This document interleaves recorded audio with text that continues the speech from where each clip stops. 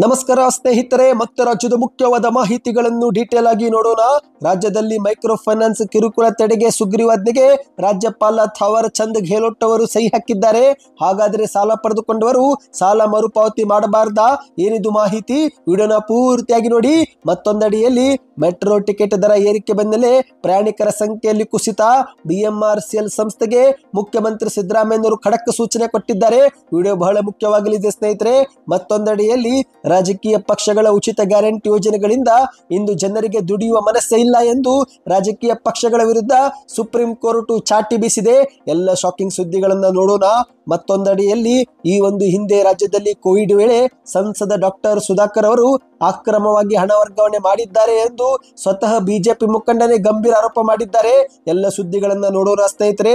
ಇನ್ನು ನೀವು ಕೂಡ ಏನಾದರೂ ಕಾಂಗ್ರೆಸ್ ಸರ್ಕಾರದ ಗ್ಯಾರಂಟಿ ಆಗಿರುವ ಗೃಹಲಕ್ಷ್ಮಿ ಯೋಜನೆ ಫಲಾನುಭವಿಗಳಾಗಿದ್ರೆ ನಿಮಗೆ ಒಂದು ಶಾಕಿಂಗ್ ಸುದ್ದಿ ಬಂದಿದೆ. ಕಳೆದ 3 ತಿಂಗಳ ಬಾಕಿ ಕಂತು ಪಡೆಯಲು ಕಾದು ಕುಳಿತಿರುವ ಮಹಿಳೆಯರಿಗೆ ರಾಜ್ಯ ಸರ್ಕಾರದಿಂದ ಬಿಗ್ ಶಾಕ್. ಕರ್ನಾಟಕದ ಬಜೆಟ್ ಕುರಿತಂತೆ ಒಂದು ಶಾಕಿಂಗ್ ಮಾಹಿತಿ. ಎಲ್ಲ ಸುದ್ದಿಗಳನ್ನ ಡೀಟೇಲ್ ಆಗಿ ನೋಡೋಣ. ಅದಕ್ಕಿಂತ ಮೊದಲು ದಯವಿಟ್ಟು ನೀವು ನಮ್ಮ ಚಾನೆಲ್ಗೆ ಮೊದಲು ಬಾರಿ ಭೇಟಿ ಕೊಡ್ತಾ ಇದ್ರೆ ಸುದ್ದಿ9 ಯೂಟ್ಯೂಬ್ ಚಾನೆಲ್ಗೆ ಸಬ್ಸ್ಕ್ರೈಬ್ ಆಗಿ ಪಕ್ಕದಲ್ಲಿ ಒಂದು ಗಂಟೆ ಕಾಣಿಸುತ್ತೆ ಸ್ನೇಹಿತರೆ, ಅದು ಕೂಡ ಒತ್ತಿ. ಇದರಿಂದ ರಾಜ್ಯದ ಮುಖ್ಯವಾದ ಮಾಹಿತಿಗಳು ನಿಮಗೆ ಸಿಗುತ್ತವೆ. ಈ ಒಂದು ವಿಡಿಯೋಗೆ ಲೈಕ್ ಮಾಡಿ ಮತ್ತು ದಯವಿಟ್ಟು ವಿಡಿಯೋ ಪೂರ್ತಿಯಾಗಿ ನೋಡಿ. ಮೊದಲನೇ ಮುಖ್ಯವಾದ ಮಾಹಿತಿ, ನಿಮಗೆಲ್ಲರಿಗೂ ಗೊತ್ತಿರುವ ಹಾಗೆ ಇತ್ತೀಚಿನ ದಿನಗಳಲ್ಲಿ ಕರ್ನಾಟಕ ರಾಜ್ಯದಲ್ಲಿ ಮೈಕ್ರೋ ಫೈನಾನ್ಸ್ ಕಂಪನಿಗಳಿಂದ ಸಾಲ ಪಡೆದುಕೊಂಡವರು ಪಡೆದಂತ ಸಾಲವನ್ನ ಮರುಪಾವತಿ ಮಾಡಲಾಗದೆ ಆತ್ಮಹತ್ಯೆ ಮಾಡಿಕೊಳ್ಳುತ್ತಿದ್ದು, ಇನ್ನು ಕೆಲವು ಜನರು ಕುಟುಂಬದ ಸಮೇತವೇ ಊರು ಬಿಟ್ಟು ಹೋಗಿದ್ದು, ಇದೆಲ್ಲವನ್ನು ಕೂಡ ತಡೆಯಲು ಮುಖ್ಯಮಂತ್ರಿ ಸಿದ್ದರಾಮಯ್ಯನವರ ಕಾಂಗ್ರೆಸ್ ಸರ್ಕಾರವು ಕೆಲವು ಕಠಿಣ ನಿಯಮ ಜಾರಿಗೆ ತರಲು ಸುಗ್ರೀವಾಜ್ಞೆಯನ್ನ ಜಾರಿಗೆ ತರಲು ತಯಾರಿ ಮಾಡಿಕೊಳ್ಳಲಾಗಿತ್ತು. ಆದರೆ ಈ ಒಂದು ಸುಗ್ರೀವಾಜ್ಞೆಯನ್ನ ಈ ಒಂದು ಹಿಂದೆ ಪರಿಶೀಲನೆ ಮಾಡಿದಂತ ರಾಜ್ಯಪಾಲರು ಅಂಕಿತವನ್ನ ಹಾಕದೆ ಮರಳಿ ಸರ್ಕಾರಕ್ಕೆ ವಾಪಸ್ಸು ಕಳುಹಿಸಿದ್ರು. ಹೌದು ಸ್ನೇಹಿತರೆ, ರಾಜ್ಯಪಾಲರಾಗಿರುವ ಥಾವರ್ ಚಂದ್ ಗೆಹ್ಲೋಟ್ ಅವರು ಕಾಂಗ್ರೆಸ್ ಸರ್ಕಾರ ರಚಿಸಿದ್ದಂತ ಈ ಒಂದು ಸುಗ್ರೀವಾಜ್ಞೆಯಲ್ಲಿ ಸಾಲ ಪಡೆದುಕೊಂಡವರಿಗೆ ರಕ್ಷಣೆ ಇದೆ, ಆದರೆ ಸಾಲ ಕೊಟ್ಟವರಿಗೆ ರಕ್ಷಣೆ ಇಲ್ಲ ಎಂದು ಸುಗ್ರೀವಾಜ್ಞೆಗೆ ಸಹಿ ಹಾಕದೆ ವಾಪಸ್ಸು ಸರ್ಕಾರಕ್ಕೆ ಕಳುಹಿಸಿದ್ರು. ಆದ್ರೆ ಈಗ ರಾಜ್ಯ ಸರ್ಕಾರ ಮತ್ತಷ್ಟು ಕೆಲವು ಪರಿಶೀಲನೆ ಮಾಡಿ ಕೆಲವು ನಿಯಮಗಳನ್ನ ಬದಲಾಯಿಸಿ ಮತ್ತೆ ರಾಜ್ಯಪಾಲರಿಗೆ ಸುಗ್ರೀವಾಜ್ಞೆಯನ್ನ ಮರು ರವಾನೆ ಮಾಡಿತ್ತು. ಇದೀಗ ಕೊನೆಗೆ ರಾಜ್ಯಪಾಲರು ಕೂಡ ಈ ಒಂದು ಸುಗ್ರೀವಾಜ್ಞೆಗೆ ಸಹಿ ಹಾಕಿ ಕಠಿಣ ನಿಯಮ ಜಾರಿಗೆ ತರಲು ಅನುಮತಿ ನೀಡಿದ್ದಾರೆ. ಈ ಮೂಲಕ ರಾಜ್ಯದಲ್ಲಿ ಇನ್ನು ಮುಂದೆ ಮೈಕ್ರೋ ಫೈನಾನ್ಸ್ ಕಂಪನಿಗಳು ದಬ್ಬಾಳಿಕೆ ಮತ್ತು ಕಿರುಕುಳ ಕೊಡುವಂತಿಲ್ಲ. ಇನ್ನು ಇದೊಂದು ಕಡೆ ಆದ್ರೆ ಮತ್ತೊಂದೆಡೆಯಲ್ಲಿ ಮುಖ್ಯಮಂತ್ರಿ ಸಿದ್ದರಾಮಯ್ಯನವರು ಕೂಡ ಸಾಮಾಜಿಕ ಜಾಲತಾಣ ಟ್ವಿಟರ್ ನಲ್ಲಿ ಟ್ವೀಟ್ ಮಾಡಿ ಸೂಚನೆ ಕೊಟ್ಟಿದ್ದಾರೆ. ಈಗ ನೀವು ಸ್ಕ್ರೀನ್ ಮೇಲೆ ಒಂದು ಟ್ವೀಟ್ ನೋಡುತ್ತಿರಬಹುದು. ಇದು ಮುಖ್ಯಮಂತ್ರಿ ಸಿದ್ದರಾಮಯ್ಯನವರೇ ಮಾಡಿದ ಟ್ವೀಟ್ ಆಗಿದೆ. ಮೈಕ್ರೋ ಫೈನಾನ್ಸ್ ಕಂಪನಿಗಳು ಸಾಲ ವಸೂಲಿಯ ನೆಪದಲ್ಲಿ ಸಾಲ ಪಡೆದವರಿಗೆ ನೀಡುತ್ತಿರುವ ಕಿರುಕುಳವನ್ನ ತಡೆಯಲು ರೂಪಿಸಲಾಗಿರುವ ಸುಗ್ರೀವಾಜ್ಞೆಗೆ ರಾಜ್ಯಪಾಲರ ಅಂಕಿತ ದೊರೆತಿದೆ. ಈ ಕಾನೂನು ಶೀಘ್ರದಲ್ಲೇ ಜಾರಿಗೆ ಬಂದು ಮೈಕ್ರೋ ಫೈನಾನ್ಸ್ಗಳ ನಿಯಮ ಬಾಹಿರ ಸಾಲ ವಸೂಲಿ ಕಿರುಕುಳ ವಿರುದ್ಧ ಜನರಿಗೆ ರಕ್ಷಣೆ ನೀಡಲಿದೆ. ಹಾಗಾಗಿ ಮೈಕ್ರೋ ಫೈನಾನ್ಸ್ ಕಂಪನಿಗಳ ಕಿರುಕುಳಕ್ಕೆ ಹೆದರಿ ಯಾರೊಬ್ಬರು ದುಡುಕಿನ ನಿರ್ಧಾರ ಕೈಗೊಳ್ಳದಿರಿ, ನಿಮ್ಮ ಜೊತೆಗೆ ನಮ್ಮ ಸರ್ಕಾರವಿದೆ ಎಂದು ಮುಖ್ಯಮಂತ್ರಿಯವರು ಟ್ವೀಟ್ ಅನ್ನ ಮಾಡಿದ್ದಾರೆ. ಹಾಗಾದರೆ ಸ್ನೇಹಿತರೆ, ಸಾಲ ಪಡೆದುಕೊಂಡವರು ಸಾಲ ಮರುಪಾವತಿ ಮಾಡಬಾರ್ದಾ ಅಥವಾ ಸಾಲ ಮನ್ನಾವಾಗುತ್ತೆ ಎನ್ನುವ ನಿಮ್ಮ ಪ್ರಶ್ನೆ ಇದ್ರೆ ಅದಕ್ಕೆ ಉತ್ತರ ಸ್ನೇಹಿತರೆ, ನೀವು ಸಾಲ ಮರುಪಾವತಿ ಮಾಡಲೇಬೇಕಾಗುತ್ತೆ. ಹೌದು, ಈ ಬಾರಿಯ ಸುಗ್ರೀವಾಜ್ಞೆಯಲ್ಲಿ ಸಾಲ ಪಡೆದುಕೊಂಡವರ ಜೊತೆಗೆ ಸಾಲ ಕೊಟ್ಟವರಿಗೂ ಕೂಡ ರಕ್ಷಣೆ ನೀಡಲಾಗಿದೆ. ಆದರೆ ದಬ್ಬಾಳಿಕೆ ಮತ್ತು ಕಿರುಕುಳ ಮೂಲಕ ಮಾತ್ರ ಸಾಲ ವಸೂಲಿ ಮಾಡುವಂತಿಲ್ಲ. ಸಾಲಗಾರರಿಗೆ ಸಾಲ ಮರುಪಾವತಿ ಮಾಡಲು ಸೂಕ್ತ ಸಮಯಾವಕಾಶ ಕೊಡಬೇಕು. ಒಂದು ವೇಳೆ ಅವರು ಸಾಲ ಮರುಪಾವತಿ ಮಾಡಲಿಲ್ಲವೆಂದ್ರೆ ಆಗ ಕಾನೂನಾತ್ಮಕವಾಗಿಯೇ ಸಾಲ ಮರುಪಾವತಿ ಮಾಡಿಕೊಳ್ಳಬೇಕೆ ಹೊರತು ಮನೆ ಮುಂದೆ ಹೋಗಿ ದಬ್ಬಾಳಿಕೆ ಕಿರುಕುಳ ಕೊಡುವಂತಿಲ್ಲ ಎಂದು ಸುಗ್ರೀವಾಜ್ಞೆಯಲ್ಲಿ ತಿಳಿಸಲಾಗಿದೆ. ಈ ಕುರಿತಂತೆ ಇನ್ನಷ್ಟು ಮಾಹಿತಿ ಬರಬೇಕಾಗಿದೆ ಸ್ನೇಹಿತರೆ. ಇನ್ನೀಗ ಮತ್ತೊಂದು ಮುಖ್ಯವಾದ ಮಾಹಿತಿಗೆ ಹೋಗೋಣ. ಈ ಒಂದು ಹಿಂದೆ ಕರ್ನಾಟಕದಲ್ಲಿ ಕೆಎಸ್ಆರ್ಟಿಸಿಯ ಬಸ್ ಟಿಕೆಟ್ ದರದಲ್ಲಿ 15% ಏರಿಕೆ ಮಾಡಿದ್ದಕ್ಕೆ ರಾಜ್ಯಾದ್ಯಂತ ವ್ಯಾಪಕ ಆಕ್ರೋಶ ವ್ಯಕ್ತವಾಗಿತ್ತು. ಆದರೆ ಇದೀಗ ನಮ್ಮ ಮೆಟ್ರೋ ಟಿಕೆಟ್ ದರವು ಕೂಡ ಏರಿಕೆ ಆಗಿದ್ದಕ್ಕೆ ಮತ್ತಷ್ಟು ಪ್ರಯಾಣಿಕರು ರಾಜ್ಯ ಸರ್ಕಾರದ ವಿರುದ್ಧ ಹಿಡಿಶಾಪ ಹಾಕುತ್ತಿದ್ದಾರೆ. ಮುಖ್ಯಮಂತ್ರಿ ಸಿದ್ದರಾಮಯ್ಯನವರು ಇತ್ತೀಚೆಗೆ ಸಭೆ ಮಾಡಿ ಈ ಒಂದು ಮೆಟ್ರೋ ದರ ಏರಿಕೆಗೆ ಮತ್ತು ನಮ್ಮ ಸರ್ಕಾರಕ್ಕೆ ಯಾವುದೇ ಸಂಬಂಧವಿಲ್ಲ, ದೇಶದಲ್ಲಿರುವ ಎಲ್ಲ ಮೆಟ್ರೋಗಳಂತೆ ಬೆಂಗಳೂರು ಮೆಟ್ರೋ ಕೂಡ ಕೇಂದ್ರ ಸರ್ಕಾರದ ಅಧೀನದಲ್ಲಿದೆ, ಹಾಗಾಗಿ ಈ ಒಂದು ಬೆಲೆ ಏರಿಕೆಗೆ ನಾವು ಜವಾಬ್ದಾರರಲ್ಲ ಎಂದು ಮುಖ್ಯಮಂತ್ರಿಯವರು ಸ್ಪಷ್ಟವನ್ನ ಪಡಿಸಿದ್ದಾರೆ.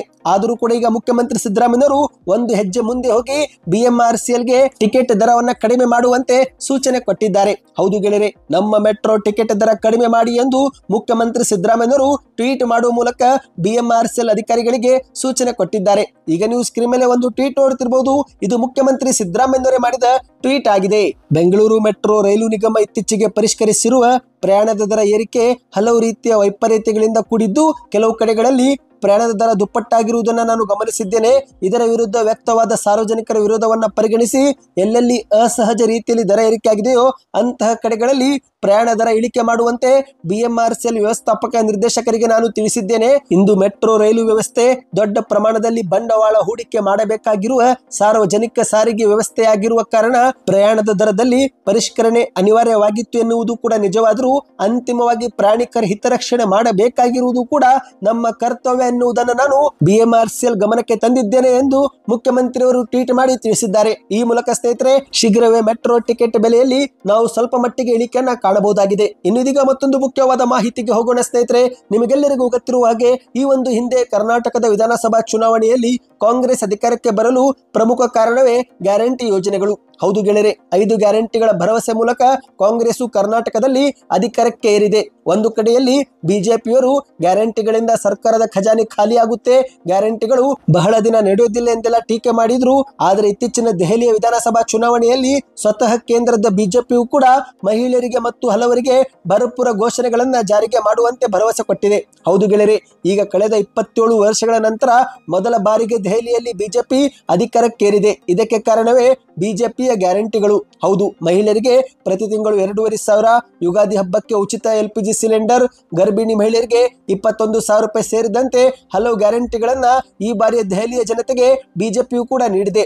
ಇದೇ ಒಂದು ನಡುವೆ ಇದೀಗ ಸುಪ್ರೀಂ ಕೋರ್ಟ್ ಇಂತಹ ರಾಜಕೀಯ ಪಕ್ಷಗಳ ಗ್ಯಾರಂಟಿಗಳಿಗೆ ಆಕ್ರೋಶವನ್ನ ವ್ಯಕ್ತಪಡಿಸಿದೆ. ಹೌದು ಗೆಳೆಯರೆ, ಉಚಿತ ಗ್ಯಾರಂಟಿ ಯೋಜನೆಗಳಿಂದ ಜನರಿಗೆ ದುಡಿಯುವ ಮನಸ್ಸೇ ಇಲ್ಲ ಎಂದು ಸುಪ್ರೀಂ ಕೋರ್ಟ್ನ ನ್ಯಾಯಪೀಠವು ಅಭಿಪ್ರಾಯವನ್ನ ಪಟ್ಟಿದೆ. ಇಂದು ದೇಶದಲ್ಲಿ ಚುನಾವಣೆ ಗೆಲ್ಲಲು ರಾಜಕೀಯ ಪಕ್ಷಗಳು ಇತ್ತೀಚಿನ ದಿನಗಳಲ್ಲಿ ಪ್ರಮುಖ ಅಸ್ತ್ರವಾಗಿ ಗ್ಯಾರಂಟಿ ಯೋಜನೆಗಳನ್ನ ಬಳಕೆ ಮಾಡ್ತಿದೆ.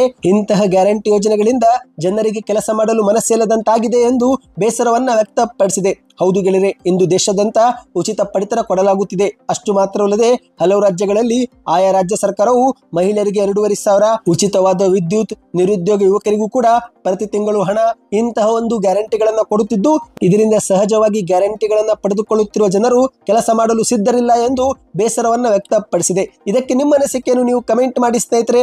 ಇನ್ನಿದೀಗ ತಡ ಮಾಡದೆ ಮತ್ತೊಂದು ಮುಖ್ಯವಾದ ಮಾಹಿತಿಗೆ ಹೋಗೋಣ. ಅದಕ್ಕಿಂತ ಮೊದಲು ವಿಡಿಯೋಗೂ ಕೂಡ ಲೈಕ್ ಅನ್ನ ಮಾಡಿ. ಈಗ ಸಂಸದ ಸುಧಾಕರ್ ಅವರ ಮೇಲೆ ಒಂದು ಗಂಭೀರ ಆರೋಪ ಕೇಳಿ ಬಂದಿದೆ. ಹೌದು ಗೆಳೆಯರೆ, ಸ್ವತಃ ಬಿಜೆಪಿ ಮುಖಂಡರಾಗಿರುವ ಸಂದೀಪ್ ರೆಡ್ಡಿ ಎನ್ನುವರೇ ಈ ಒಂದು ಗಂಭೀರ ಆರೋಪವನ್ನ ಮಾಡಿದ್ದಾರೆ. ಅದೇನೆಂದ್ರೆ, ಈ ಒಂದು ಹಿಂದೆ ಕರ್ನಾಟಕದಲ್ಲಿ ಕೋವಿಡ್ ವೇಳೆಯಲ್ಲಿ ಬಿಜೆಪಿ ಸಂಸದರಾಗಿರುವ ಸುಧಾಕರ್ ಅವರು ಚೆನ್ನೈ ಮೂಲದ ಒಂದು ಮೈಕ್ರೋ ಫೈನಾನ್ಸ್ಗೆ ಅಕ್ರಮವಾಗಿ ಹಣ ವರ್ಗಾವಣೆ ಮಾಡಿದ್ದಾರೆ ಎಂದು ಚಿಕ್ಕಬಳ್ಳಾಪುರ ಜಿಲ್ಲೆಯಲ್ಲಿ ಬಿಜೆಪಿ ಮುಖಂಡರಾಗಿರುವ ಸಂದೀಪ್ ರೆಡ್ಡಿ ಎನ್ನುವರು ಮಾಧ್ಯಮಗಳ ಮುಂದೆ ಆರೋಪ ಮಾಡಿದ್ದಾರೆ. ಹೌದು, ಸುಧಾಕರ್ ಅವರು ಚೆನ್ನೈ ಮೂಲದ ಒಂದು ಮೈಕ್ರೋ ಫೈನಾನ್ಸ್ಗೆ ಅಕ್ರಮವಾಗಿ ಹಣ ವರ್ಗಾವಣೆ ಮಾಡಿದ್ದಾರೆ. ಸುಧಾಕರ್ಗೆ ನಾನು ಚಾಲೆಂಜ್ ಮಾಡ್ತೀನಿ, ನೀನಾ ನೋಡೇ ಬಿಡೋಣ ಎಂದು ಚಿಕ್ಕಬಳ್ಳಾಪುರ ಜಿಲ್ಲೆಯ ಬಿಜೆಪಿ ಮುಖಂಡರಾಗಿರುವ ಸಂದೀಪ್ ರೆಡ್ಡಿ ಎನ್ನುವರು ಸುಧಾಕರ್ ಅವರಿಗೆ ಚಾಲೆಂಜ್ ಹಾಕಿದ್ದಾರೆ. ಹೌದು ಗೆಳೆಯರೆ, ಕೇವಲ ಅಷ್ಟು ಮಾತ್ರವಲ್ಲದೆ ಚಿಕ್ಕಬಳ್ಳಾಪುರ ಜಿಲ್ಲೆಗೆ ಸುಧಾಕರ್ ಶಾಪವಿದ್ದಂತೆ ಎಂದು ಮಾಧ್ಯಮಗಳ ಮುಂದೆ ಕೆಂಡ ಕಾರಿದ್ದಾರೆ. ಹೌದು, ಸುಧಾಕರ್ ಅವರ ಚಾರಿತ್ರ್ಯ ಪ್ರಧಾನಿ ನರೇಂದ್ರ ಮೋದಿ ಅವರಿಗೂ ಕೂಡ ಗೊತ್ತಾಗಲಿ. ಸುಧಾಕರ್ ಅವರದ್ದು ಹೀನ ಮನಸ್ಸು. ಅವರು ಸ್ವಂತ ಶಕ್ತಿಯಿಂದ ಸಂಸದರಾಗೇ ಇಲ್ಲ, ಮೋದಿ ಅವರ ವರ್ಚಸ್ಸಿಂದ ಮಾತ್ರ ಸುಧಾಕರ್ ಅವರು ಸಂಸದರಾಗಿದ್ದಾರೆ. ಹಾಗಾಗಿ ಸುಧಾಕರ್ ಈಗಲಾದರೂ ತನ್ನ ತಪ್ಪು, ದರ್ಬಾರು, ದಬ್ಬಾಳಿಕೆ ತಿದ್ದುಕೊಳ್ಳಲಿ ಎಂದು ಮಾಧ್ಯಮಗಳ ಮುಂದೆ ಆಕ್ರೋಶ ವ್ಯಕ್ತಪಡಿಸಿದ್ದಾರೆ. ನನ್ನ ಬಳಿ ಸುಧಾಕರ್ ವಿರುದ್ಧ ಹಲವು ದಾಖಲೆಗಳಿವೆ, ಕೂಡಲೇ ಬಿಡುಗಡೆ ಮಾಡುತ್ತೇನೆ ಎಂದು ಹೇಳಿಕೆಯನ್ನ ಕೊಟ್ಟಿದ್ದಾರೆ. ಕಳೆದ 12 ವರ್ಷಗಳಿಂದ ಸುಧಾಕರ್ ನನ್ನನ್ನು ಟಾರ್ಗೆಟ್ ಮಾಡಿದ್ದಾರೆ. ಯಾವುದೇ ಕಾರಣಕ್ಕೂ ನಾನು ಸುಧಾಕರ್ಗೆ ಬಗ್ಗಲ್ಲ. ಈ ಒಂದು ಹಿಂದೆ ಸುಧಾಕರ್ ಹೇಳಿದಂತೆ ನಾನು ಕೇಳದೇ ಇದ್ದಿದ್ದಕ್ಕೆ ನಮ್ಮನ್ನ ಟಾರ್ಗೆಟ್ ಮಾಡಲಾಗಿದೆ. ಸುಧಾಕರ್ ಅವರನ್ನ ಗೆಲ್ಲಿಸಲು ನಾನು ಈ ಒಂದು ಹಿಂದೆ ತನು, ಮನ, ಧನವನ್ನು ಕೂಡ ಅರ್ಪಿಸಿದ್ದೇನೆ. ಲೋಕಸಭೆ ಚುನಾವಣೆಯಲ್ಲೂ ಕೂಡ ಸುಧಾಕರನ್ನ ಗೆಲ್ಲಿಸಲು ನಾನು ಶ್ರಮ ಪಟ್ಟಿದ್ದೇನೆ. ಆದರೂ ಕೂಡ ನನ್ನ ಮೇಲೆ ಸುಧಾಕರ್ ದೇಶ ಸಾಧಿಸುತ್ತಿದ್ದಾರೆ ಎಂದು ಮಾಧ್ಯಮಗಳ ಮುಂದೆ ಕಿಡಿಕಾರಿದ್ದಾರೆ. ಕೊರೋನಾ ಸಮಯದಲ್ಲಿ ಸುಧಾಕರ್ ಬಹಳಷ್ಟು ಅಕ್ರಮ ಮಾಡಿದ್ದಾರೆ. ಎಲ್ಲ ಒಂದು ದಾಖಲೆಗಳನ್ನು ನಾನು ಬಿಡುಗಡೆ ಮಾಡುತ್ತೇನೆ. ಕೋವಿಡ್ ಅಕ್ರಮದ ತನಿಖೆ ನಡೆಸುತ್ತಿರುವ ಮೈಕೆಲ್ ಡಿ ಖುನ್ನಾ ಇದನ್ನ ಗಮನಿಸಬೇಕು, ಅವರಿಗೆ ನಾನು ದಾಖಲೆ ಕೊಡುತ್ತೇನೆ ಎಂದು ಮಾಧ್ಯಮಗಳ ಮುಂದೆ ತಿಳಿಸಿದ್ದಾರೆ. ಇನ್ನಿದೀಗ ಕೊನೆಯ ಮುಖ್ಯವಾದ ಮಾಹಿತಿಗೆ ಹೋಗೋಣ ಸ್ನೇಹಿತರೆ. ನೀವು ಕೂಡ ಕಾಂಗ್ರೆಸ್ ಸರ್ಕಾರದ ಗ್ಯಾರಂಟಿಯಲ್ಲಿ ಒಂದಾಗಿರುವ ಗೃಹಲಕ್ಷ್ಮಿ ಯೋಜನೆ ಫಲಾನುಭವಿಗಳಾಗಿದ್ರೆ ನಿಮಗೆ ಒಂದು ಶಾಕಿಂಗ್ ಸುದ್ದಿ ಬಂದಿದೆ. ಹೌದು ಗೆಳೆಯರೆ, ಒಂದು ಕಡೆಯಲ್ಲಿ ಮಹಿಳೆಯರಿಗೆ ಕಳೆದ 3 ತಿಂಗಳಿನಿಂದ ಹಣ ಜಮಾವಾಗುತ್ತಿಲ್ಲ. ಹೌದು ಗೆಳೆಯರೆ, ಕರ್ನಾಟಕದ ಕಾಂಗ್ರೆಸ್ ಸರ್ಕಾರದ ಜನಪ್ರಿಯ ಗ್ಯಾರಂಟಿ ಆಗಿರುವ ಗೃಹಲಕ್ಷ್ಮಿ ಯೋಜನೆ ಹಣ ಪಡೆಯುವಲ್ಲಿ ಲಕ್ಷಾಂತರ ಮಹಿಳೆಯರು ಇಂದು ಸಮಸ್ಯೆ ಎದುರಿಸುತ್ತಿದ್ದಾರೆ. ಅಂದಹಾಗೆ ಕರ್ನಾಟಕದ ಸರ್ಕಾರವು 15, 16 ಮತ್ತು 17ನೇ ಕಂತನ್ನು ಈಗಲೂ ಕೂಡ ಪೆಂಡಿಂಗ್ ಆಗಿ ಉಳಿಸಿಕೊಂಡಿದೆ. ಆದರೆ ಮಾಹಿತಿಯ ಪ್ರಕಾರ ಹಂತ ಹಂತವಾಗಿ ಈ ಒಂದು ಪೆಂಡಿಂಗ್ ಹಣ ಇದೀಗ ಜಮೆ ಮಾಡಲಾಗುತ್ತಿದೆ ಎಂದು ತಿಳಿದು ಬಂದಿದೆ. ಹೌದು ಗೆಳೆಯರೆ, ಫೆಬ್ರವರಿ ತಿಂಗಳ ಕೊನೆ ವಾರದಲ್ಲಿ 15ನೇ ಮತ್ತು 16ನೇ ಕಂತು ಜಮಾವಾಗಲಿವೆ ಎಂದು ಮೂಲಗಳು ತಿಳಿಸಿವೆ. ಅಂದ್ರೆ ಈ ತಿಂಗಳು ನಿಮಗೆ 4,000 ರೂಪಾಯಿ ಜಮಾವಾಗುವ ಸಾಧ್ಯತೆ ಇದೆ. ಹೌದು, ಮಾಹಿತಿಯ ಪ್ರಕಾರ ಪೆಂಡಿಂಗ್ ಇರುವ ಎಲ್ಲ ಹಣವನ್ನು ಎಲ್ಲಾ ಜಿಲ್ಲೆಗಳಿಗೆ ಒಟ್ಟಾರೆ ಜಮಾ ಮಾಡಲು ಸಾಧ್ಯವಾಗುವುದಿಲ್ಲ. ಹಾಗಾಗಿ ಈ ಒಂದು ಫೆಬ್ರವರಿ ತಿಂಗಳಲ್ಲಿ 2 ಕಂತು ಜಮಾವಾಗಲಿದೆ ಎಂದು ಹೇಳಲಾಗುತ್ತಿದೆ. ಆದರೆ ಈಗ ಮತ್ತೊಂದೆಡೆಯಲ್ಲಿ ಫಲಾನುಭವಿಗಳಿಗೆ ಒಂದು ಶಾಕಿಂಗ್ ಸುದ್ದಿ ಬಂದಿದೆ. ಹೌದು ಗೆಳೆಯರೆ, ಅದೇನೆಂದ್ರೆ ಮಾರ್ಚ್ 7ರಂದು ನಡೆಯುವ ಕರ್ನಾಟಕದ ಬಜೆಟ್ನಲ್ಲಿ ಗೃಹಲಕ್ಷ್ಮಿ ಯೋಜನೆ ಮೊತ್ತವು 2,500ದಿಂದ 3,000 ರೂಪಾಯಿವರೆಗೆ ಹೆಚ್ಚಿಸಲು ಸರ್ಕಾರ ಗಂಭೀರ ಚಿಂತನೆ ಮಾಡ್ತಾ ಇದೆ ಎಂಬ ಒಂದು ಸುದ್ದಿ ವೈರಲ್ ಆಗಿತ್ತು. ಆದ್ರೆ ಈ ಒಂದು ಸುದ್ದಿ ಸುಳ್ಳು ಎನ್ನುವುದೀಗ ಗೊತ್ತಾಗಿದೆ. ಹೌದು, ಸರ್ಕಾರದ ಮಟ್ಟದಲ್ಲಿ ಈ ಕುರಿತಂತೆ ಯಾವುದೇ ಇಲಾಖೆಯಲ್ಲಿ ಸಭೆಯೂ ಮಾಡಲಾಗುತ್ತಿಲ್ಲ, ಚರ್ಚೆಯೂ ಕೂಡ ನಡೆಯುತ್ತಿಲ್ಲ ಎಂದು ಅಧಿಕಾರಿಗಳೊಬ್ಬರು ಮಾಧ್ಯಮಗಳ ಮುಂದೆ ಮಾಹಿತಿ ಕೊಟ್ಟಿದ್ದಾರೆ. ಈ ಮೂಲಕ ಈ ಬಾರಿಯ ಬಜೆಟ್ ನಲ್ಲಿ ಗೃಹಲಕ್ಷ್ಮಿ ಯೋಜನೆ ಹಣ ಏರಿಕೆ ಆಗುವುದಿಲ್ಲ ಎನ್ನುವ ಒಂದು ಮಾಹಿತಿ ಲಭ್ಯವಾಗಿದೆ. ಸ್ನೇಹಿತರೆ, ಸದ್ಯಕ್ಕೆ ಎಷ್ಟೇ ಇತ್ತು, ನಿಮ್ಮ ಖಾತೆಗೂ ಕೂಡ ಗೃಹಲಕ್ಷ್ಮಿ ಯೋಜನೆ ಹಣ ಜಮಾವಾಗಿಲ್ಲವೆಂದ್ರೆ ಕೊನೆ ಕಂತು ಯಾವಾಗ ಜಮಾವಾಗಿತ್ತು ಕಮೆಂಟ್ ಮಾಡಿ. ಹೆಚ್ಚಿನ ಮಾಹಿತಿಗಾಗಿ ಚಾನಲ್ಗೆ ಸಬ್ಸ್ಕ್ರೈಬ್ ಮಾಡಿ, ಈ ಒಂದು ವಿಡಿಯೋಗೆ ಲೈಕ್ ಮಾಡಿ ಮತ್ತು ವಿಡಿಯೋ ಶೇರ್ ಮಾಡಿ.